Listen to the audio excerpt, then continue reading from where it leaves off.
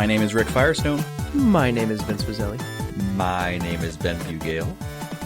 And you're listening to pixelprojectradio, a podcast about gaming culture, gaming reviews, gaming technology, and gaming in general. How are you guys doing today?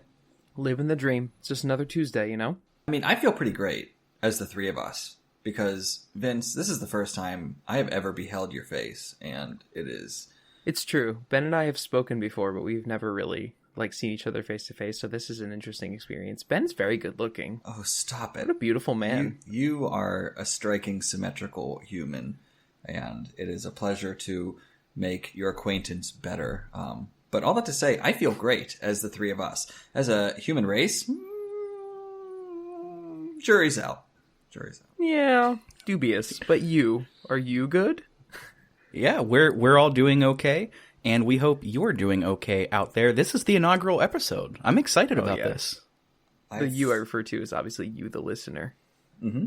Yeah, no, I've been jazzed about this since the idea's conception in the womb of Richard's mind and our collective mind, I suppose, in a sense. But we're hoping that you will enjoy hive minding with us as we ponder games and all that come with them. And we should say at the forefront, we're going to be talking about a lot of different things, and we're not going to go crazy in depth with anything because, as we said in our introductory episode, we're just three friends that really love gaming. We're not critics. We're not paid to do this. So as such, maybe don't cite this as a scholarly resource if you're doing an essay about video games and the history of video games. Maybe not your best move. We're not flattering. credible. It'd be flattering, right? Oh, I'd be absolutely impressed. Yeah, I mean, we're like the next Wikipedia, right? Obviously. Some little kid being like, I heard that Vince said this about this game, and so I really appreciate it. Like, that's what would happen.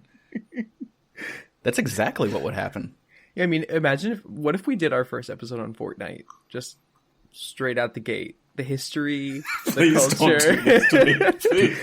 Do I have... Did I take notes on the wrong game? Listen, Ben, you have to appreciate and respect what Fortnite has done for the community. You don't have to like it, but you must find value in it. You know, I can respect that because I think about what GoldenEye did for the first-person shooter. I mean, we could talk about Doom, then GoldenEye, then Halo. They were, I think, milestones. So yes, I recognize what Fortnite did. Oh, you know it was lit when you walk into that dude's house. Your summer friend, that kid down the block, and he's got that GoldenEye disc and 2 controllers. Oh, that's an easy way to kill 6 hours. Easy. Oh my god! I'm glad that we're talking about this though, because this relates to what we're talking about today, and that is sort of a brief overview of, you know, the history of gaming, of PC gaming and of console gaming specifically.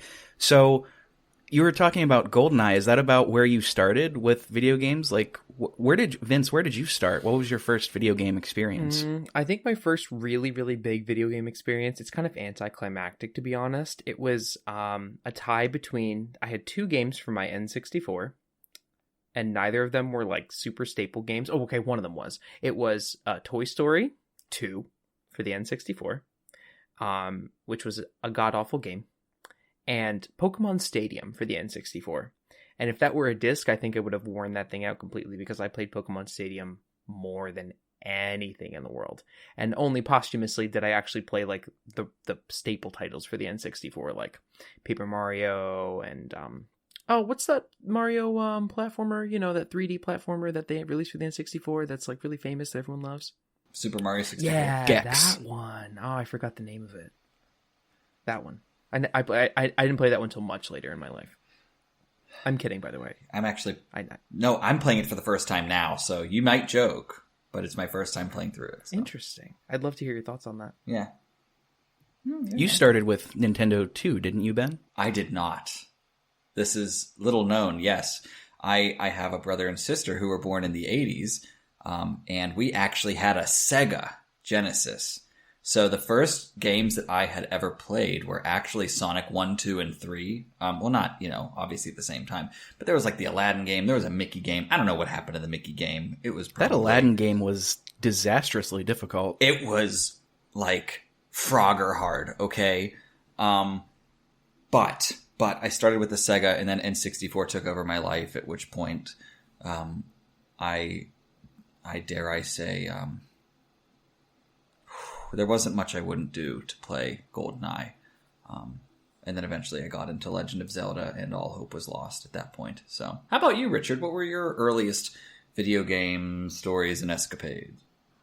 Well, I'm actually right there with you. I was born in 92, like you were, Ben, but PlayStation, although PlayStation 1 was the first console that I owned and what got me into video games, the first console that I played that was given to me was a Sega Saturn, actually. Sega's debut attempt into the CD realm, playing games like the original Need for Speed and Daytona 500, Sonic 3D Blast, those kinds of things. So that was actually my first introduction before getting a PlayStation 1.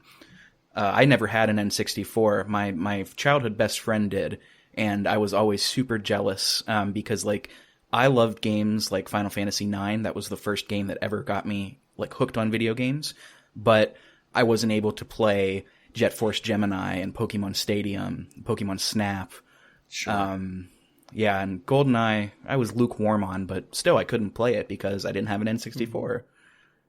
Yeah, do you remember those, well, not you, Rick. You never played N64, but Ben, do you remember those those rumble packs that you could put in the bottom of the N64 controller? Oh, man. Oh, I remember those. They'd register like a 4 on the Richter scale, I think. Yeah, those things could like shake a small child if they were holding on hard enough. They were pretty aggressive. Yeah, no, I personally, the thing that I had a lot of, what were the things that we attached to the N64 spaceship controller thing that you could play Pokemon on the TV? Yes. Oh, my gosh, yes. That thing. I forget what that is off the top of my head. And called. Somebody out there is screaming it at me and calling me a heathen. But let me say this. You mentioned Pokemon Stadium, and it's your love of this game. Oh, yes. Oh, yes. Inside, okay, now hear me out. I had a Pokemon Yellow, okay, and it had a level 93 Pikachu. Naturally raised, mind you. It was a powerhouse. It had a level 90 Mewtwo, naturally raised. And there was 100 Charizard, 100 Blastoise, 100 level Cloyster, okay? The Pokemon Yellow went missing. But forever etched into the files of Pokemon Stadium is that team. So my literal Nintendo cartridge, because you could make your own, you could register your own team, is still holding on to my Pokemon family of the 90s that is forever gone. That's wacky. I appreciate that you're referring to them as naturally raised because I, as a Pokemon trainer, will not play with any team that is not USDA organic certified. I mean, rare candy, man. Come on. It's like hormone and chicken. You know all I'm saying is, where's the beef? Where is it? And there's all the competitive Pokemon people are out there like shaking in their boots right now talking about naturally raised and EVs and IVs and all that stuff. We know that exists. Like, we know it exists. But as a 9-year-old kid, I was like, yo, I'm not going to rare candy this boy. I'm going to grind. I am going to grind this sucker. Right. You know? Come on. And nothing took down my Pikachu. And it was a Pikachu. It was a bloody little electric rat. And it could kill an army of men. So if you're a first-time listener, which I suspect that might be many of you because this is our first episode, we're going to go on tangents a lot. So if that turns you off, maybe wait for the review episodes or find a podcast where they're paid to do this stuff. But today's topic, we're talking about sort of the history of gaming from PC and consoles. Which one should you buy? What's the pros and cons? What are we into? We've already talked a little bit about where we started. We currently now are all PC gamers, PC Switch gamers, I would say. Mm-hmm.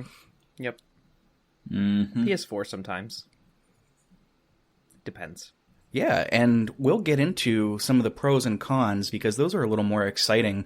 Let's talk a little bit about the brief history. Well, not the brief. It is a very long history, but we're going to make it brief. Just where gaming came from. You guys want to start with PC? Yeah, I think PC is a fine place to start. Yeah. All right. So, in 1971, The Kenback 1 was the first PC that was available for actual personal use. There were other PCs that existed, and prior to this, there were other feats of engineering, but like IBM PCs and whatnot. But this was kind of the first hallmark personal in-home computer that the uber rich could own. You could have one in your home. This is a computer. It's great at dinner parties, you know. And when we say that gaming was possible, we mean that in the strictest sense of the word. You're not going to be playing even something as what we might call today simplistic as Frogger or Pac-Man on these computers. It was largely text-based adventures. Yes. Same could be said for the first computers from the two big companies, Microsoft and Apple. That is to say the Altair 8800 and Apple I, respectively.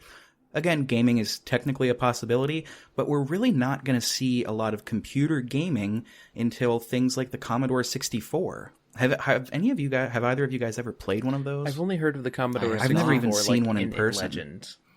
It's like a dragon. It is.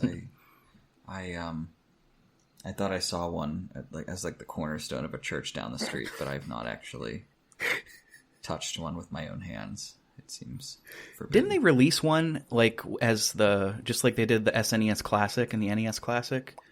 Am I making that up? I am not certain at all. I know they released the mini versions of them very recently for emulation purposes. Of the Commodore? Not of the Commodore, of the SNES and yes, the NES. Yes, they made the small pocket version. Yeah, you can take it anywhere. And it's almost Raspberry Pi-esque. Cool for hipster cafes and those what's it called? Those VR places where you go in a room with a bunch of people and you do VR. That's where that's the only place I've seen those. The place where I get my haircut has one of them. There it is. I know. Here it is. Here it is indeed. So there was a large arcade boom, right, in the late 80s and 90s that brought gaming largely into the public eye. It was certainly in the public eye before, but there wasn't a craze for it. And games in the arcades like Galaga, like Pac-Man, the original Mortal Kombat and Street Fighter, which both turned into a huge thing. These actually spawned the first instances of folks going in and modifying computer parts to create a different gaming experience. The most common one that is probably known as Ms. Pac-Man that actually started out as a ROM, not a ROM, but like a hack, modification to existing Pac-Man arcade machines. You actually had to open the machine up, take your Ms. Pac-Man modded thing and put it inside. And the group of kids that did that, they ended up striking a deal with Nintendo and probably got very, very rich. Not Nintendo, Namco, excuse me. I imagine they got very rich. Was it Bandai Namco at the time, or was it just Namco? I'm not sure. My brain sees Namco in the stylized font. It may have been... I thought Bandai was a merger that came later, but again, not sure. If I might interject a story about the arcades, and I know we're talking PC more, we're getting into the PC thing, but my in-laws, great story. So they were a couple very much influenced by the 80s, and they were trying to, save money for their future. So they originally went to the arcade all the time, but they went in on a Nintendo Entertainment System or an SNES, one of those two, to save money. So I thought that was kind of wild and bright for the era to be doing something like that. So you're saying they bought, instead of buying a full-fledged arcade system to put in their house, they bought an NES? Mm-hmm. Because they were like, well, we might as well just buy the games and cartridges instead of spending hours and hours and hours at the arcade and just spending money that we'll never get back. They decided to make the investment in a gaming system. So it's kind of, I think, neat. It's like the poor man's Xbox Game Pass. Or the Xbox, not the poor man, the Xbox Game Pass of 40 years ago. They were like, this makes more sense to me. Yeah, and I mean, I like that. It's nice to know people that are of that. It's cool to have in-laws that are gamers. Yeah. Anyway, I digress. Absolutely. I think, actually, Ben, I think that brings up a really good point. We now live in a time where gaming is close to, if not, we talked about 71 being the first hallmark year to talk about video games. It's 50 years. It's 2021. That was 50 years ago. You know. Oh God. Yeah, and gaming has never been more ubiquitous than it is now. Absolutely. God. All right. Where did my 40s Shall go? we venture on? So we talked about Miss Pac-Man. We have now reached. Oh, did we talk about the doc on Netflix about Miss Pac-Man? I didn't even know that they made one. They made a. There's a really great documentary on Netflix that has it's sort of an episodic documentary. Each one is like an hour and a half or so, and each one, like, there's one about Ms. Pac-Man and that boom, the arcade boom. There's one about Street Fighter and fighting games. It's really great. I can't remember the name of it off the top of my head, but if you're listening, absolutely recommend it. It's really well done and well put together. I have to check it out.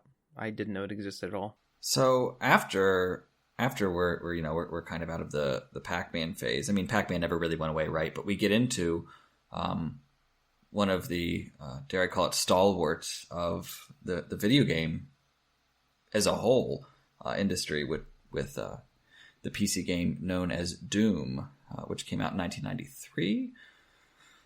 In 1998, Valve released Half-Life. And this was through Sierra Studios, and they continued to update it and work on it, worked on new engines for Half-Life, etc. It was incredibly successful due to some publishing issues that Valve developed on Steam. It was releasing in 2003. It was an immediate success. Valve experienced some issues with the developer Sierra Studios, which caused them to release Steam as an application. But at first, it was only really made for a sort of pipeline for patches made for Half-Life, Counter-Strike, things like that. It didn't originally actually sell any games. That wasn't its intended purpose. Yeah, there was the very, very early days of the Steam Workshop were also up there with Half-Life and Half-Life 2. Oh, we haven't talked about Half-Life 2 yet. Just Half-Life 1. We're not up to Half-Life 2 yet. But Half-Life, even today, as a game, still stands in the meta. And there's still, if you look on Steam, look under Doom Classic, the remastered version, which is almost similar to the original game 1-to-1. It's kind of just meant to run on more modern hardware. There's still reviews going up. People still love this game. The gameplay of Doom and Half-Life together, disregarding visuals, like these were real cornerstones of the gaming community. Games that you could play for hours and hours because the gameplay was just that solid, you know? Mm-hmm. Mm-hmm. Yeah, they both played a big part in the sort of advancement of computer gaming. I would even say of Doom especially, we really wouldn't have what we have today, or at least wouldn't be currently where we are today without Doom. That was just, I don't think it can be overstated how influential that game was on gaming for the future, both in terms of its mechanics and also its ability to dare to put in so much gore into video games. Yeah. Which, would eventually run into trouble with games like Mortal Kombat and, what is the other one, Night Watch, in that Supreme Court case? Soul Calibur was in it too, Night I Watch? think. Really? I didn't know about this. Yeah, there was a big Supreme Court case with Mortal Kombat, and I think it's called Night Watch, that, it was a big thing about the ESRB. I think that's where it was created. People were having a really big backlash against gore in video games, even though they really cherry-picked the data for that. And of course, Nintendo was there, and they were like, we have a family-friendly console. So, nah. I love them, Yeah, but and shoot me for having this take, but it's the Disney of video game companies. Released from the that released from the Disney Vault is this new Nintendo game that you've already played on 3 different consoles, but we're going to release it again and you're going to buy it. But that's a topic for another day. I was going to say, and they're so proprietary, but Yep. At the same time, I respect that. But yeah, no, it's Doom is kind of, the fatherland of so much of what we know today is gaming, console and PC alike. Oh yeah. The first person shooter genre of game was made so popular by Doom. Mm-hmm. the 3D dungeon crawler style, all that good stuff. And just to sort of finish up this notion of the history of PC gaming, we see the first dedicated graphics cards releasing just before the turn of the century in '99 with NVIDIA. I believe their graphics card was just called the NVIDIA graphics card. And, you know, as time goes on, PC gaming started to increase in terms of the technology and the price.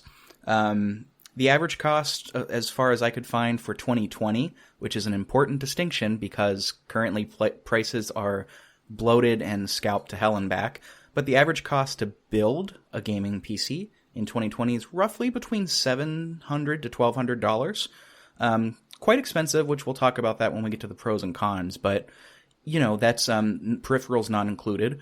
But there are reasons for that. And again, I think it's worth stating, we glossed over a lot of the history. We're going to gloss over a lot of the console history as well. This is, again, not a scholarly thing. We're just kind of giving you a rundown to pique your interest to maybe do some Googling for yourself. Yeah. And also a caveat to that as well, before anyone decides to email us that you can build a PC for cheaper. We know there are budget options out there. You know, like we know they exist. I use YouTube too. I understand that you can build a gaming PC for $500.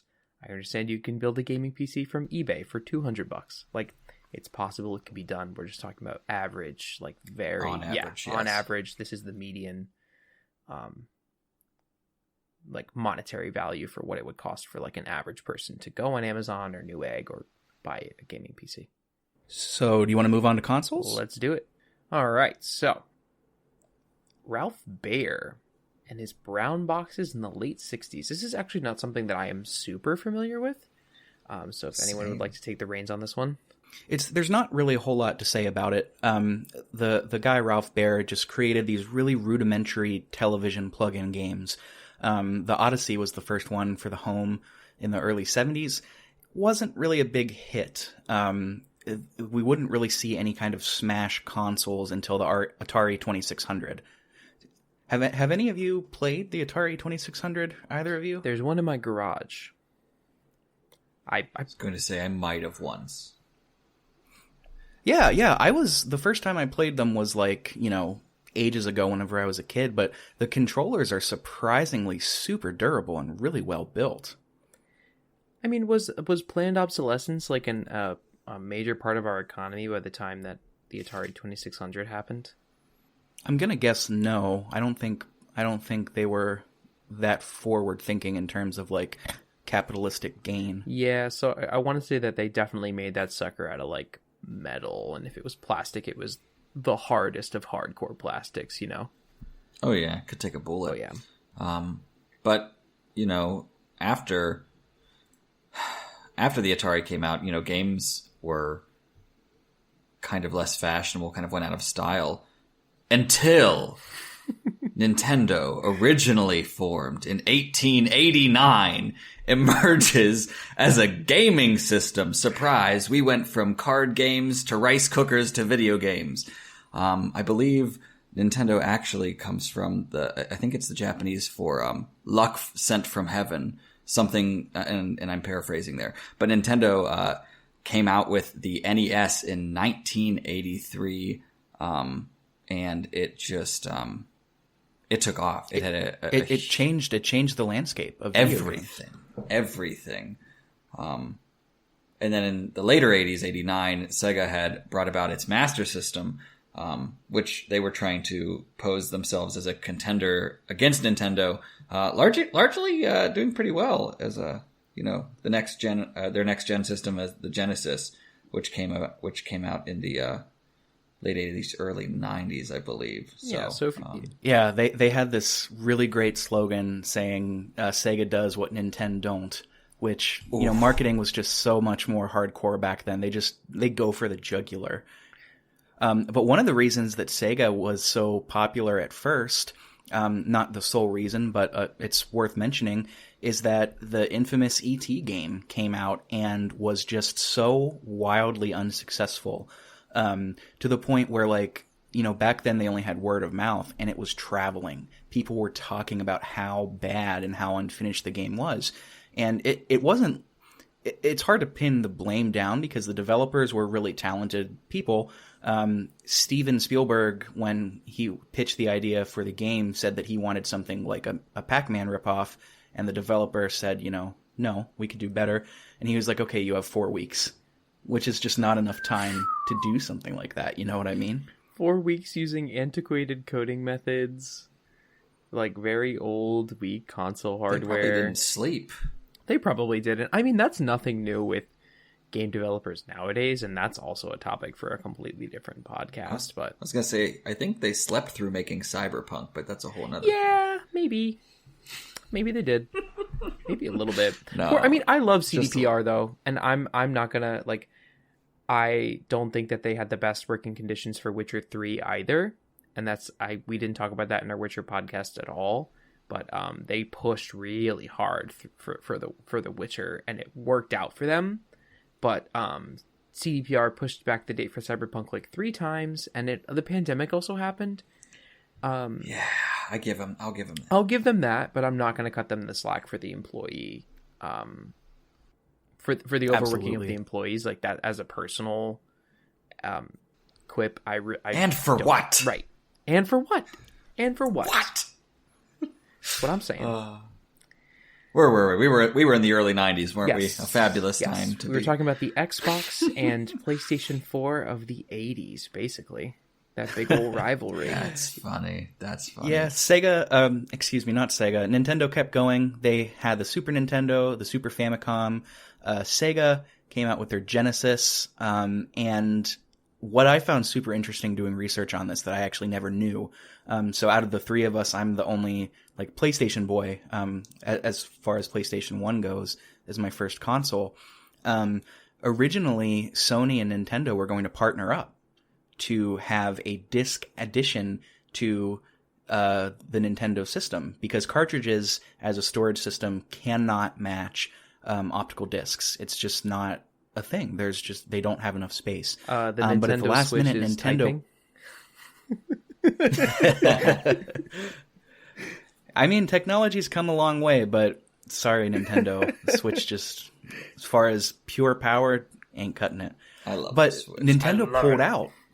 They pulled out from the deal in the 90s, and they went with Philips. And Sony said, okay.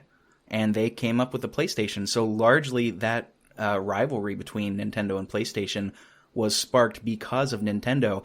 And it's worth mentioning, the PS1 came out at the same time as the N64, and it was just not a close competition. Not only did the N64 have a dismal launch with very few titles, I think it's only like 2 or 3, but because the PlayStation had such a strong showing of games at first, along with the ability of discs as a storage system, it just was not looking good for Nintendo at first. I had no idea about that until I was doing this research, but as somebody that holds PlayStation dear to my heart, even to this day, I was like, man, that's super cool. Yeah, and even just look at the controller too. The controller was, if you just look at the controllers for the 2 consoles and don't really know anything about them, the PS1 versus the N64 controller looks like something that you would buy off of Home Shopping. It's like, this is a legitimate console, and we all look at it back like, ooh, nostalgic, great, like we love it, because that's a part of our childhood. But if I were to have a choice between the 2 today, I'd buy a PS1. Are you kidding me? That controller is superior. See, I would still absolutely do N64 because, there were things like, for example, Tony Hawk's Pro Skater 1, okay? Because I played that on both systems. PlayStation 1, you would get the entirety of every song on every level. Nintendo 64, you would get like a loop. Like it would do a lot of it and then it would cut back and loop again. However, as a hyped up on sugar child, the N64 gave me my game immediately. I was ready to play. The PlayStation, having to wait for the load. Don't get me wrong, it wasn't not fluid, but I was like, oh my good golly goodness. I was just ready to play. Yeah. That's interesting. I'd never heard about the looping of the songs. I mean, that makes sense, but I would think that the N64 would have the larger load time. But I guess if there's more information on the disc, that does make sense. I mean, cartridges still have that Achilles heel to this day. The remaster of Dark Souls for the Nintendo Switch is famous for having clipped and terrible audio, and it does not take much to run Dark Souls. And even then, if you buy the cartridge version of the Nintendo Switch and don't mod it in some way by using the digital version, the download version, you're going to get audio clipping, and the same was true for N64 as well. They just couldn't fit that much data on the cartridge.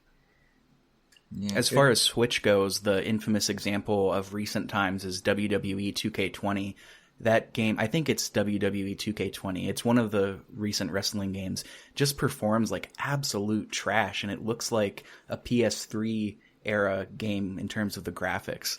It's mind-boggling how that got released. Right. And Nintendo continued this trend up until the modern day. Nintendo at this point started to brand itself as the family console. They started to release their games specifically catered toward their consoles, so that they could leverage their own type of graphics on their consoles, and drove home their brands. The Mario, the Zelda, the Mario sports games, the different variety of Zelda games. I'm blanking on a lot of other Nintendo exclusives, Pokemon, things like that. Metroid, yeah, big one. I've never played a Metroid game. Ever. It's... No kidding? No kid. Serious. No kidding. It's the forgotten child of Nintendo because they could have annihilated the market with a good Metroid game, but... Yeah, I still see largely that some of the original Super Metroids, it's either Super Metroid 1 or 2, is still regarded as like the pinnacle of the Metroidvania experience, which, What did Super Metroid... It's probably how that got its name. What did they release on? That was Super Nintendo, I think. I was gonna say, I know it got remastered for Game Boy Advance. Yeah, a lot of SNES titles got remastered. Wow, it's almost like they're remastering the Wii titles for the Switch, and they did the same thing back then. Huh. We haven't forgot about you Microsoft fans. The Xbox released in 2001. I never owned one, personally. No, me neither. Xbox 360 was my first and only Microsoft system. It was a garage sale pickup for me, and it didn't work. It broke after a while, but the original Xbox was a true tank, and I have very fond memories of playing Halo 2. Never played Halo Combat Evolved until very recently, but I started my times with Halo 2, and the Xbox was a system, dude. That system had some great games on it. Really, really awesome games. Worth the wait. Totally worth the wait. Again, I had a childhood friend that had an Xbox, and I remember playing there. It's this forgotten gem. I call it a gem. It very well could have been not so great. Called Blinks the Time Sweeper. I have so many memories with that game. What genre? It's like platforming / collect-a-quest kind of game. It was bizarre. You play as a cat, and you're sweeping up with a vacuum these little timepieces that let you like do platforming with time travel, or time manipulation, I guess is more apropos to say. It's an interesting little game. I have no idea how it got reviewed critically at the time. I just was a kid and thought it was super Were there cool. any musical numbers? No, there weren't. Sure. No, actually. Did they perhaps employ only synthesizers for the entire soundtrack? That's a good game right there. Sounds like a great game to me. I'd buy that game. If these are leading questions, I'm completely missing them. I don't know what's happening. I'm referencing the famous musical, Cats. Oh, no. Oh, jeez. Okay. Yeah, I had complete total tangent. I had an AMC movie pass, one of those things where they let you just go see as many movies as you want to, and I went to see Cats for shits. Not worth it. How'd that go? Oh, it was. Yeah. I actually stayed, but let me tell you what. Oh God, I hope you like yourself. That's hard. I do, man. It was one of those summer nights. It was raining. I had nothing to do. Okay. A little masochism doesn't hurt anybody, right? You know, they had an employee whose sole job it was to remove the CGI buttholes of the cats. Excuse me? That was an honest-to-God job of one of the employees. Yeah, it's not a cat anymore if it doesn't have the cat butt. Just saying. That's a pretty Hallmark cat visual, I think. It is. Wow, we really got out there, huh? We did. We really did. Oh yeah, we went from Xbox. Okay, so following, I'm not coming back. I'm staying out here. I know. This is it. You can't make me. Come with us. I got my to movie Cats, pass. everybody. I got my popcorn. All right, so we got Xbox, PlayStation, and then most of the modern history. If you're listening to this podcast, you probably are familiar with Xbox 360 going forward. So we are not really going to talk about those things. We were just kind of talking about the more nostalgic history of the older consoles, of the older generations, let's say. The older millennials would know. But 90s Vince kids. and Ben, what am I to do if I want to choose between PC gaming and console gaming? I don't know where to go. Well, my dear Richard, what should I do? You've come to the right place.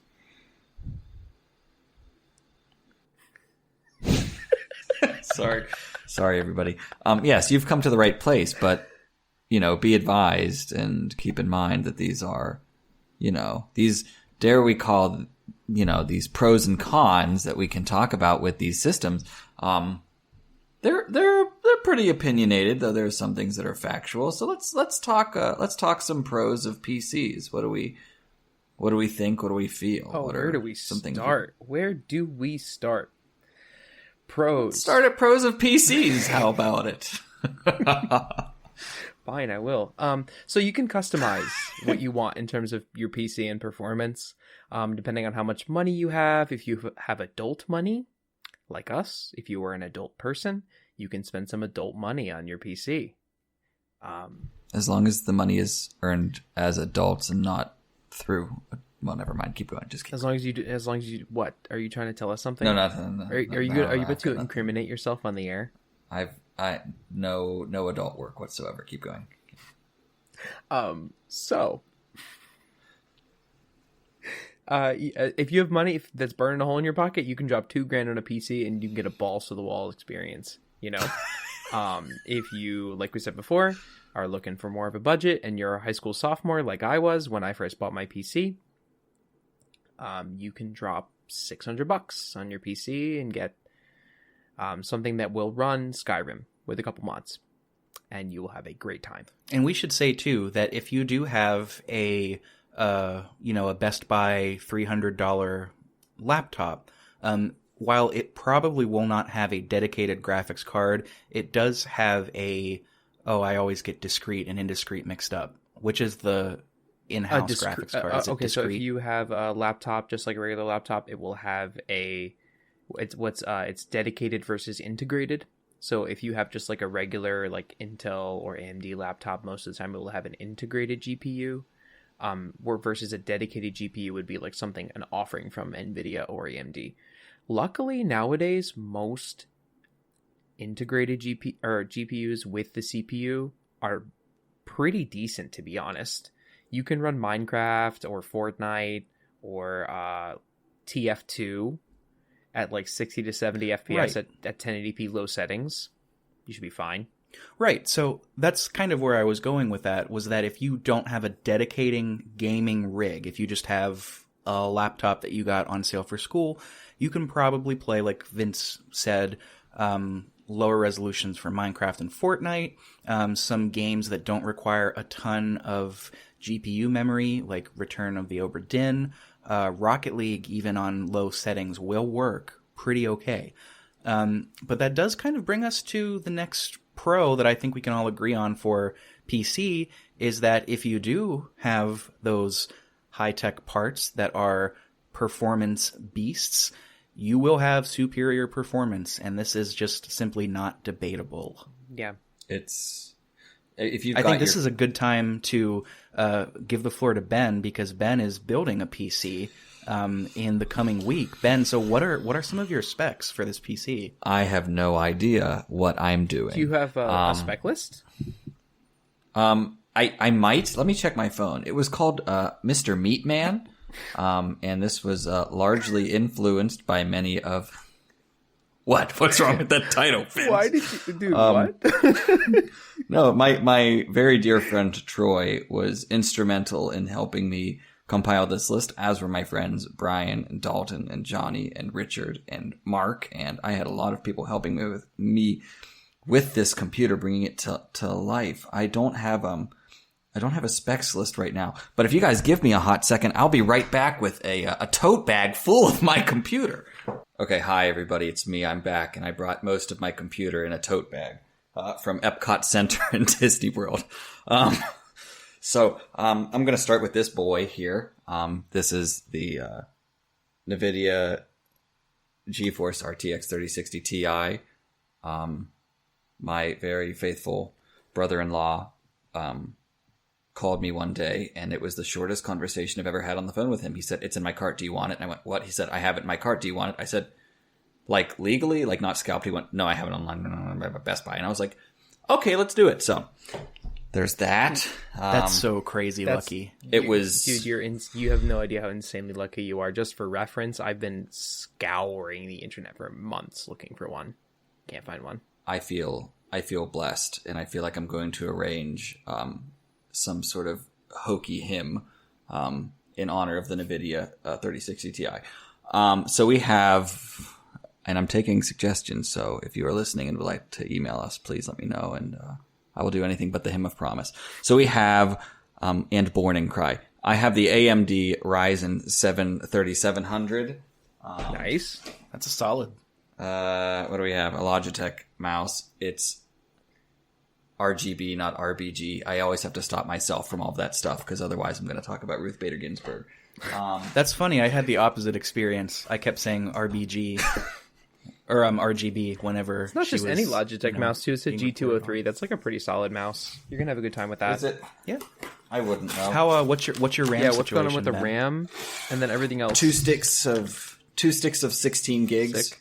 So you have 32 total. Because I'm gonna aim for 4 sticks of 16 at some Dude, point. you're showing me up. Your PC's what the? Your PC's dope. This is I forget which one this is, but it's a Barracuda 4 terabyte hard drive. Do you have any SSDs? If you order it. Is that an SSD? No, it's a hard drive. For sure.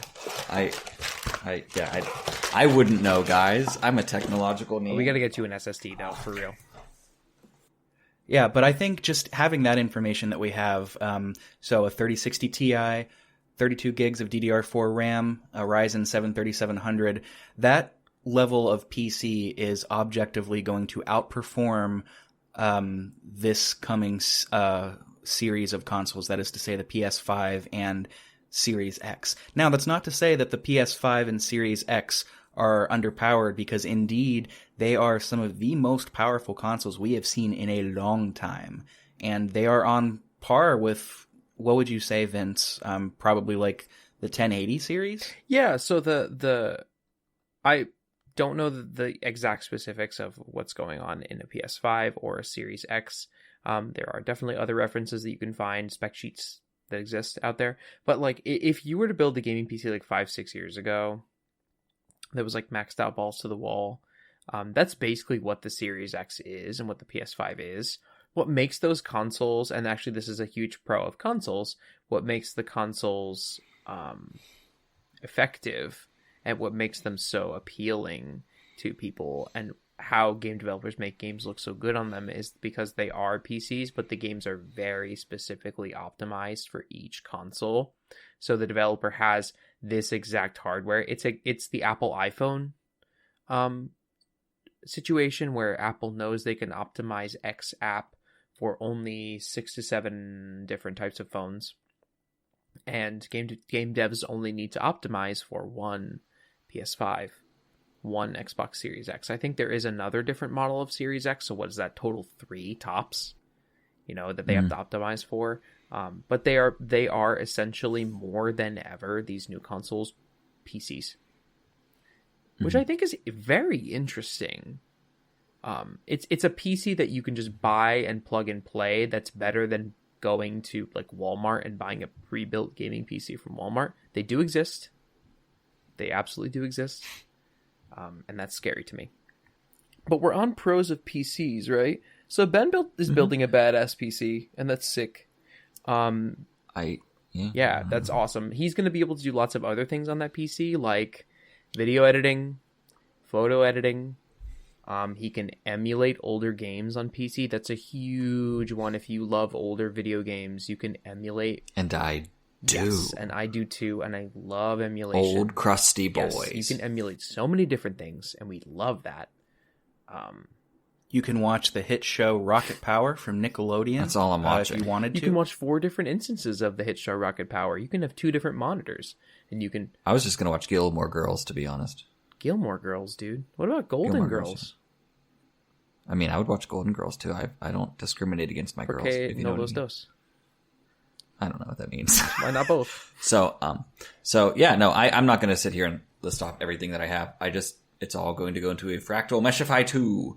And, yeah. It's pretty sick. I don't know. But even just with what all of us have here, my setup, Vince's setup, Ben, your setup, we have something that many consoles are lacking, and this goes back to Vince's quip about planned obsolescence, and that is longevity.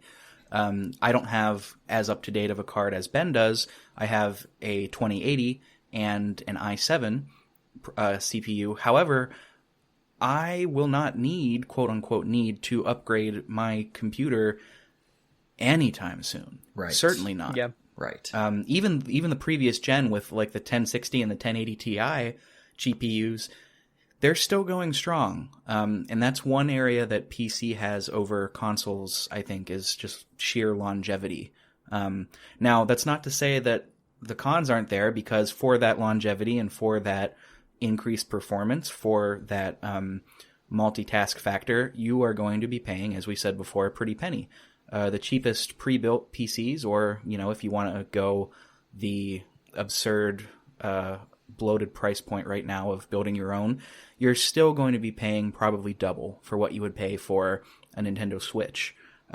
Maybe not double of a PS5, but you're still looking probably at a minimum of $700 to $900, depending on what you're looking for. Yeah, it really just depends on what you're looking. If you're looking for just a machine to run really, really basic multiplayer games, then you could probably get by with spending like $400 to $600.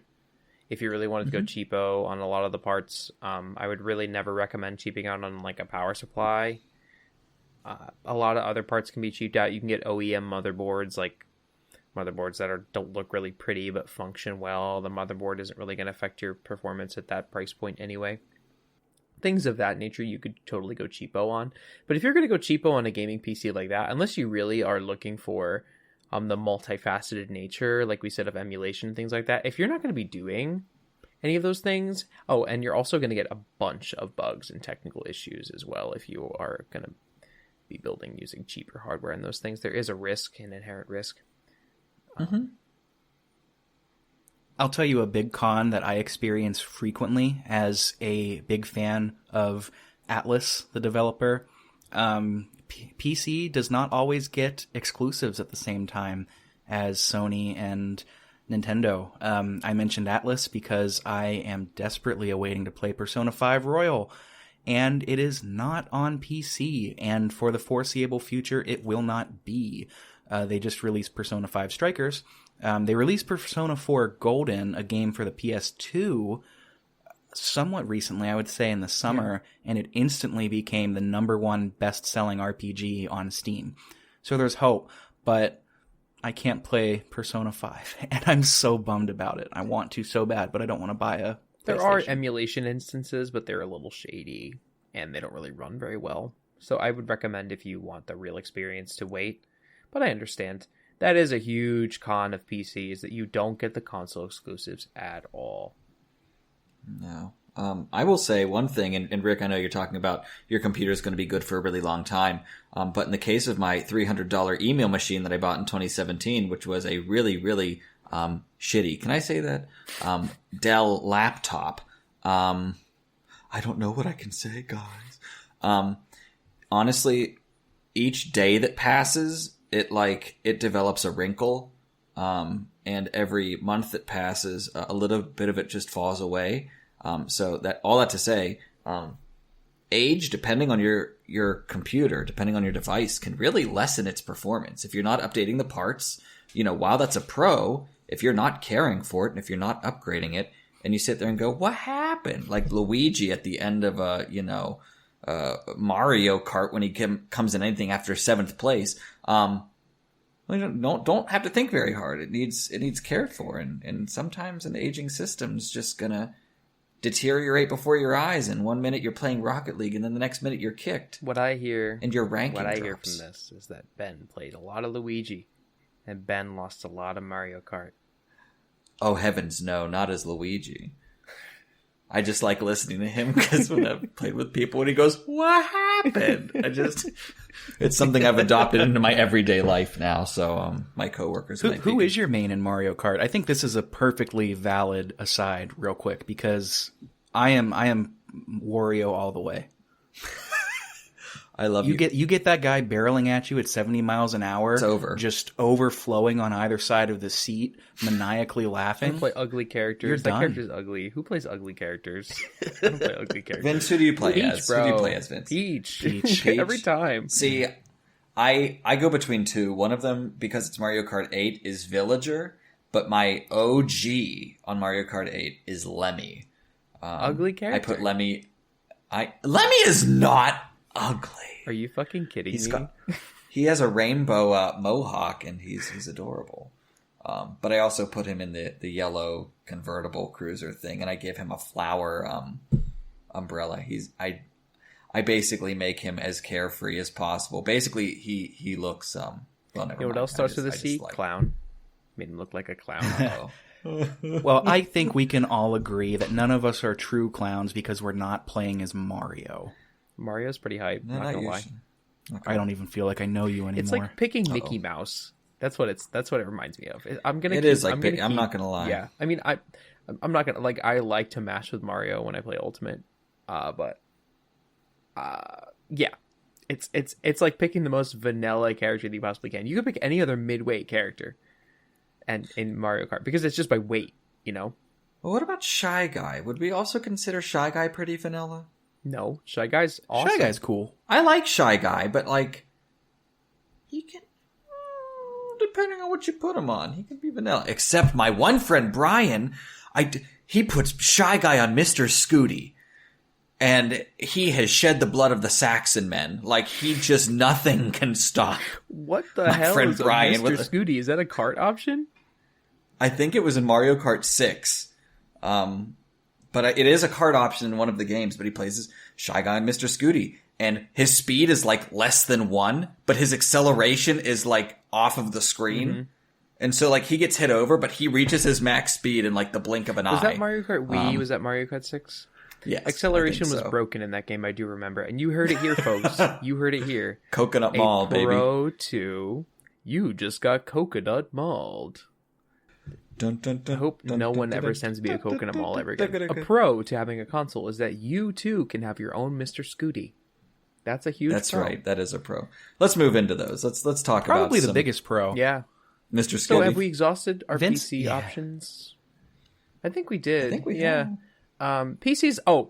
This is a big one, and it's not in the notes, but this is a very huge one. If you have a PC, you have access to arguably the largest game library of any of the options that we're talking about today.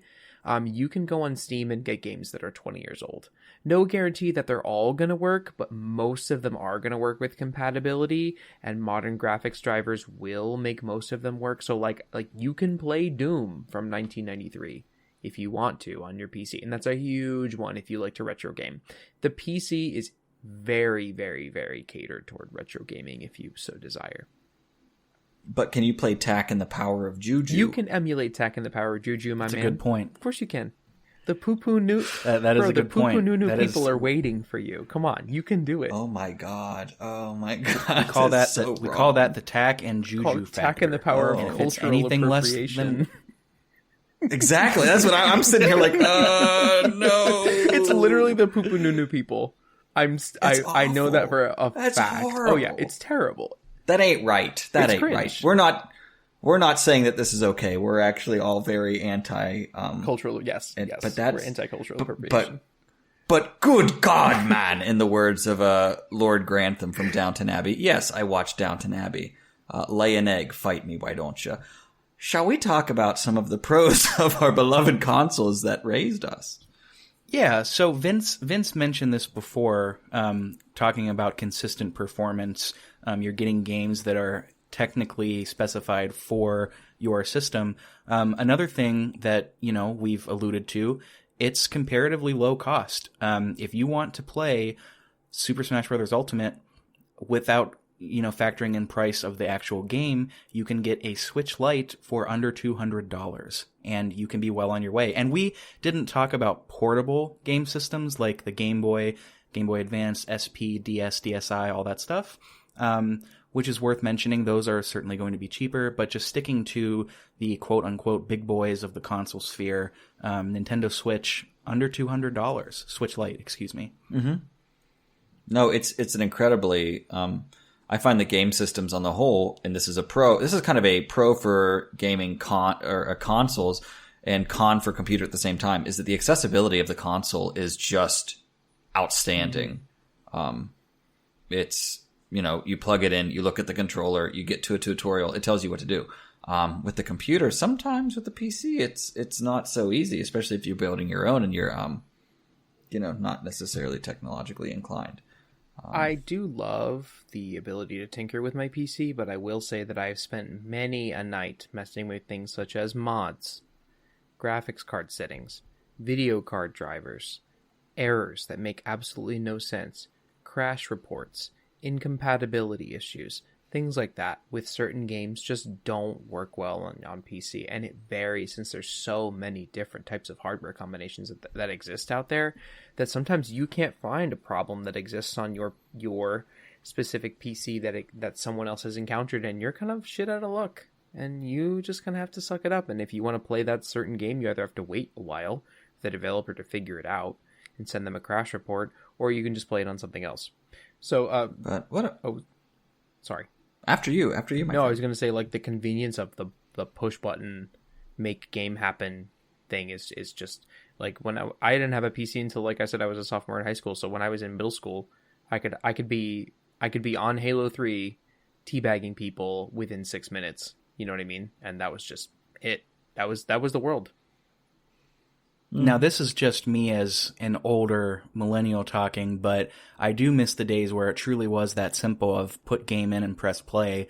Now, with that dang old internet that we are using to put this show out, you have to download, updates and firmware and all that stuff. Gone are the days where you press play and you get the full game. Agreed. Mm-hmm. Yeah. If you buy, let's say, for a perfect example, the Halo Master Chief Collection, you buy the disc. They obviously couldn't fit every Halo game onto the disc, but the disc is just a key. It will download all the games from the Microsoft servers anyway. So you want Halo 3, it's going to download the entirety of Halo 3. Like, why couldn't it include either a set of discs or something that was just more user-friendly than having to... Like, what about people with slow internet connection? What about people with no internet? If I bought a disc, why would I have to connect to the internet? That doesn't make any sense to me, reasonably speaking. So that's I think, a con of modern-day consoles. If you're hopping on Xbox 360 and you have a disc, or PS4, then you should be fine. Just pop that sucker in there and you're good to go. And going off of those cons of older consoles too, and this is topical as this is a recent announcement, older systems such as the PlayStation 3, PlayStation Portable, and PlayStation Vita, they're online stores where you are able to purchase, and download games, are not always reliable. They can get scrapped, as is the case with those systems. It was recently announced that those stores are going to cease to be. And this happened a while ago with the Wii and Wii U, if I'm not mistaken, right? They did close the Wii U shop to personal users, I believe, but there are ways to access the Wii U shop that Nintendo doesn't necessarily like. But you can. The servers still exist just because they have them and it doesn't really take up that much space. But they did close down the original Xbox servers, I believe, just a couple years ago. So they do stay active for a while. I would say 20 years or so. But this is a huge con in terms of longevity. I love this game. I have all these save files. I want to be able to play this game forever and ever. This game is in digital format because even if I have a disc, I can't have it in physical format. Later on, they close the servers. My game is kaput. I want to show my grandkids this lovely game that I used to play when I was their age, and I can't because the servers are kaput. Exclusives, console exclusives. That can be a pro and a con depending I was on just how gonna you say. feel about it. I think that's a personal preference, but you know, for a long time, if you were a PlayStation owner, you could play Final Fantasy and nobody else could. Same with Kingdom Hearts, for example. Persona, another example. That's getting a little bit more lenient, and this kind of goes into a completely different topic, this idea of exclusivity and whether it truly is a good or a bad thing. But you know, suffice to say, there are still examples like we talked about before with Persona. Nintendo is a big one at this. They tend to keep hold tight of their games and not let them onto other consoles. But, you know, that can be a pro or a con depending on how you feel about it. Have we even talked about reliable, consistent performance and the warranties and all that stuff yet? No. Go for it. I didn't Make the know. point. Okay. No, it was just me wondering if we had, because we've been so wrapped up. I just didn't realize. Another pro of the consoles, though, is that they are remarkably consistent with their performance. They're reliable. They're basically ready to go, especially whenever you've got an older system. There's no updates needed necessarily whenever we're talking, you know, Nintendo 64, PlayStation. You know, you can plug and play, and it is okay, which might also come with the fact that we're not on the internet for those games. But even so, I think that's kind of one giant pro. Yeah, I think that it's a pro, especially if you're going to buy older systems. Like even a 360 or a PS3. If you have the chance to pick one up for cheap, just buy it. You know, like if you can buy a 360 for $50 with a controller, that's awesome because it's going to work. The games are going to work. There are still updates live for the 360 servers, and those servers are still up. But once those servers go down, your 360 is still going to work. Your Xbox is still going to work. Your PS3 is still going to work. And you can just put those discs in and be able to enjoy your Borderlands 1 or whatever you want to play. You know, your God of War series, because God of War is such an impossible game to find for the PlayStation exclusive consoles and things like that. That's a really big benefit. Your GameCube is still going to work. The thing's a brick. Your Game Boy Advance, stuff like that. We haven't even touched handhelds. And another, Sorry, I said we haven't even touched handhelds, like the properties of handhelds and things like that. Well, right. So another side of that coin, two consoles and two handhelds, is that they are one solid machine produced by one company. If my liquid cooling decides to spring a leak and bricks my system, suddenly I'm out of luck on everything, and warranties with piecemeal parts can get very tricky. If you have and this applies to pre-built PCs as well, I guess. If you have a pre-built PC or a pre-built console and something happens to it, you are going through one entity for warranty replacement. You could argue too, you know, if you're shopping at GameStop or Best Buy or, you know, wherever, but it's significantly easier than going to NVIDIA for a warranty, Intel for a warranty, Corsair, NZXT, Barracuda. It can get tricky. And that's a definite con to PCs and a pro to consoles, I would say. And it's something that every time I'm reminded of it, I get a little bit anxious. Yep. Especially if you kind of sprung all your money, you wrote that big check to get your PC and then something breaks. That's really nerve-wracking. That's happened to me before.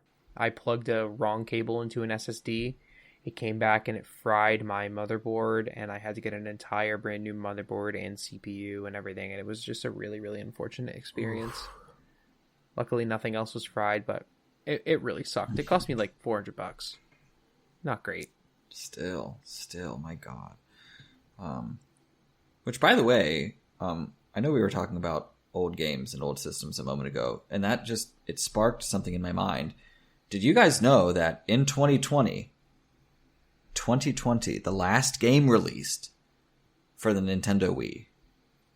Are you serious? Which game was that? Just Dance 2020. Classic. Yep. What a swan song. I just thought, didn't it come out in like 2006? What?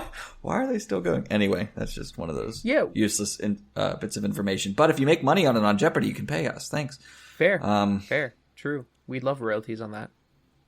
Or at least a coffee. Something. Yeah, come on. Give us coffee. Put the Cash App link in the bio. Monsters. Kidding, I'm not going to do that. So, any other pros, cons for consoles that you all wanted to talk about? I think we touched on both pretty appetizingly. Yeah, I think that like if we were to one sentence each one, the console is for people who want like a more broad sense gaming experience. It's for the 9-to-5er who wants to just come home, relax, put on a game, like plug it into their home entertainment system, play. The PC is definitely for the, I would say, more leaning toward power user, but there can be like a casual PC gamer crowd out there. Someone who wants something specific, a specific game or like a specific experience. Right, I would agree with that. PC games, if you're looking for a very specific genre, you can milk it for everything it's got. Like if you are looking to just do scary games, it is very easy to just go down that wormhole. But if you're on a console, there's a good chance that you're jumping around at least a little bit. Yeah. Which is not bad. It's just what it is. It's a good point. That's a good point. Also, I was going to say that most people that are of the age that play video games are going to are like students or are like of student age, and a PC can have utility other than just playing games. Like it's also a pretty fast computer that can like overkill internet browsing, and you can have a bajillion and one tabs open and be able to save all your things in one place. It's zippy and speedy and snappy, and that's a great boon if you are like a college or high school student who knows that they're going to be doing a lot of word processing or document reading or things like that. So I think we've helped the listeners out quite a bit in their choices. Why don't we end by saying the favorite game that we're playing right now? Since we are all PC users and most of us also console users, what are we playing right now that if somebody's going out to buy their very first system or rig, what could they check out? Ben, why don't you go first? Okay, so I'm not playing anything on my computer because I'm building it this Friday. So I have not admittedly been playing anything on my computer yet, but